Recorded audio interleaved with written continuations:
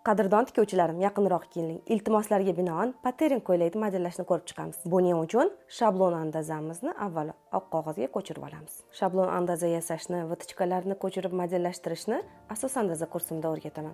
Patern fason, ya'ni stoyka yoqasi birgalikda qo'shib modellangan, qo'shib bichilgan libos. Shuning uchun biz stoyka varatnikni asos andazaga chizib olamiz. Bo'yin o'mizidan 2,5-3 cm yelkaga qarab yuramiz va yuqoriga stoyka balandligida 3 cm chiqamiz hamda bo'yin o'mizidan ham 3 cm chiqamiz. Siz xohlaganingizcha 2 yoki 4 chiqishingiz ham mumkin.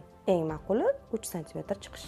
Orqa andoza tayyor bo'ldi. Vitichkalarni yopamiz. Yelka vitichkasini yelkaga ko'chirib qo'yamiz. Old bo'lakni modellash uchun avvalambor uni qirqib ajratib olamiz. Ko'krak vitichka yopiladi hamda beldan pastda 6 cm pastroqda cho'ntak borligi uchun bel vitichkani, ko'krak vitichkani bitta liniyaga ko'chirib olamiz. Buning uchun cho'ntak o'rnini chizib, belda cho'ntakdan pastda qolgan vitichka haqqini yonga chizib, ko'krak vitichkani yopib, bel vitichkasi bilan bitta chiziqda ko'krak vitichkasiga qarab qirqib olamiz.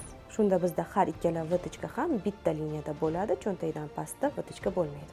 Shu kabi modellashning nozik qirralarini o'rganmoqchi bo'lsangiz, asos andaza kursimga qatnashing.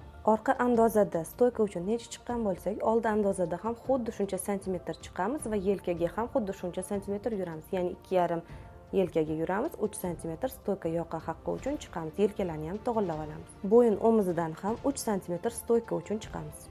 Hamda har bir chiziqni silliqlab, keyin qirqib olamiz. Agar sizga tikish jarayonlari, modellash texnikasi qiziq bo'lsa, sahifamda qoling, kuzatishda davom eting.